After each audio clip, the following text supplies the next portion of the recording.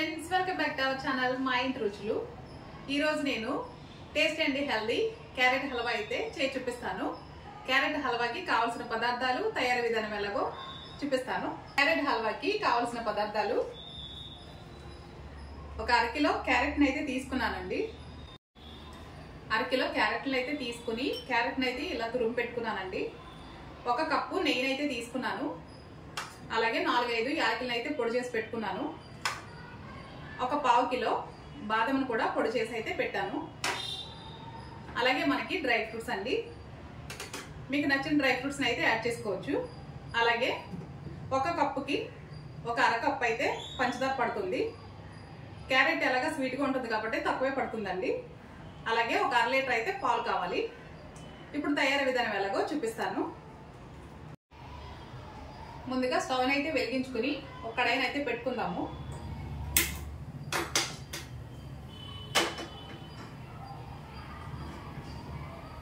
కడాయి అయితే వేడైన తర్వాత నెయ్యి అయితే వేస్తున్నానండి.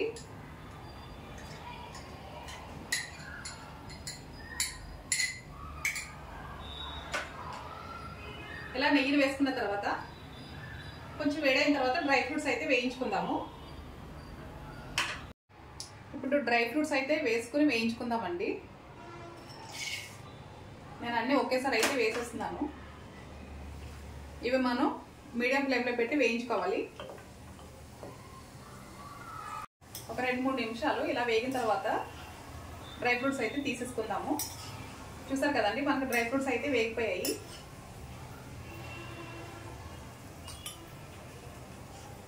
డ్రై ఫ్రూట్స్ అయితే బాగా వేగిపోయాయి కదండి. ఒక బౌల్లోకి అయితే తీసేసుకున్నాను. మిగిలిన నెయ్యిలో క్యారెట్ తురుము వేసి పచ్చివాసన పోయేంత వరకు వేయించుకోవాలి.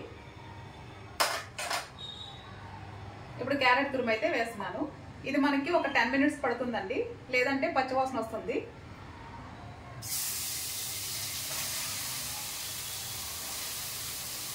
వేయించుకుని ఒక 10 నిమిషాలు మూత పెట్టి బాగా వేగనిద్దాము.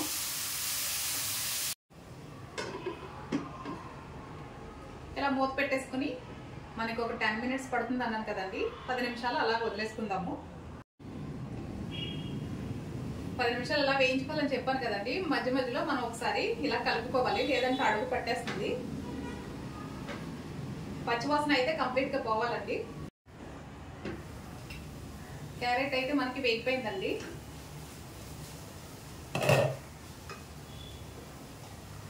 ఒక కప్పు క్యారెట్ తురుము తీసుకున్నాం కదా, ఒక అరకప్పు అయితే పంచదారని అయితే వేస్తున్నాను. అరకప్పుకి ఇంకా తగ్గించి వేసానండి. స్వీట్ ఎక్కువ తినేవాళ్ళు ఎక్కువ వేసుకోండి, తక్కువ తినేవాళ్ళు కొంచెం తగ్గించి వేసుకోండి. పంచదార మొత్తం కరిగిపోవాలి. పంచదార బాగా కరిగే వరకు కలుపుకుందాము. ఇలా బాగా కరిగిన తర్వాత ఇందులో ఇప్పుడు ఒక 1/2 లీటర్ పాలు అయితే వేస్తాను.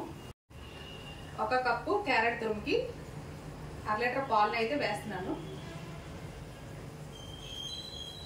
ఇలా పాలు వేసుకుని మొత్తం పాలంతా ఇంకిపోయే వరకు అయితే ఉడికించుకోవాలి. మనకి ఇది ఒక 15 నుంచి ఒక 20 మినిట్స్ టైం అయితే పడుతుందండి. చూసారు కదండి, పాలు అయితే వేస్తాను. ఇప్పుడు మూత పెట్టుకుని ఒక 20 మినిట్స్ ఉడికించుకుందాము. 15 మినిట్స్ తర్వాత మూత తీసి చూసుకుంటే మనకి హల్వా అయితే ఈ విధంగా రెడీ అయి ఉంటుందండి. ఇలా దగ్గర పడిన తర్వాత ఇప్పుడు నేనైతే బాదం పొడి వేసుకుంటున్నాను. బాదం పొడి వేసిన తర్వాత మరొక 5 నిమిషాలు అయితే బాగా దగ్గరగా అయ్యేంత వరకు ఉడికించుకోవాలి. క్యారెట్ హల్వా టేస్ట్ అయితే చాలా చాలా బాగుంటుందండి. తప్పకుండా ఈ రెసిపీ చూసిన తర్వాత మీరు కూడా ట్రై చేయండి. ట్రై చేసి నచ్చితే లైక్ చేయండి, షేర్ చేయండి ఫ్రెండ్స్. ఒక 5 నిమిషాలు అయితే మళ్ళీ మూత పెట్టి ఉడికించుకుందాము. ఇదంతా మనం సిమ్లో పెట్టి మాత్రమే చేసుకోవాలి. హైలో పెడితే మాడిపోతుంది, టేస్ట్ కూడా మారిపోతుందండి. నేను ఇప్పుడు మూత అయితే పెట్టేసి ఒక 5 నిమిషాలు ఉడికించుకుంటాను. మనకి హల్వా అయితే దగ్గర పడిపోయిందండి. చివరిగా యాలకుల పొడి వేస్తున్నాను. అలాగే ముందుగా వేయించి పెట్టుకున్న డ్రై ఫ్రూట్స్ కూడా వేస్తున్నానండి.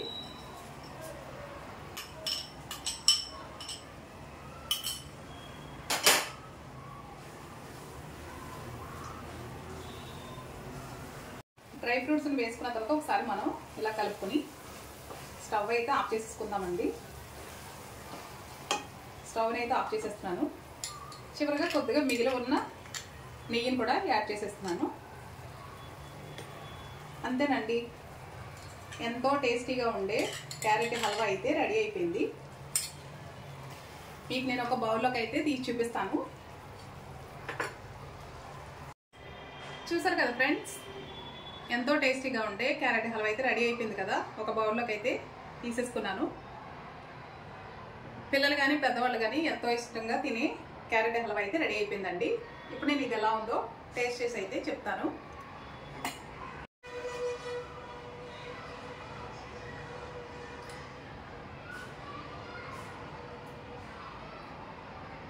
టేస్ట్ అయితే చాలా చాలా బాగుంది. మీరు ట్రై చేసి మీకు ఎలా వచ్చిందో నాకు కామెంట్స్లో చెప్పండి. నా ఛానల్ని ఫస్ట్ టైం చూసినట్లయితే సబ్స్క్రైబ్ చేయండి ఫ్రెండ్స్. బాయ్.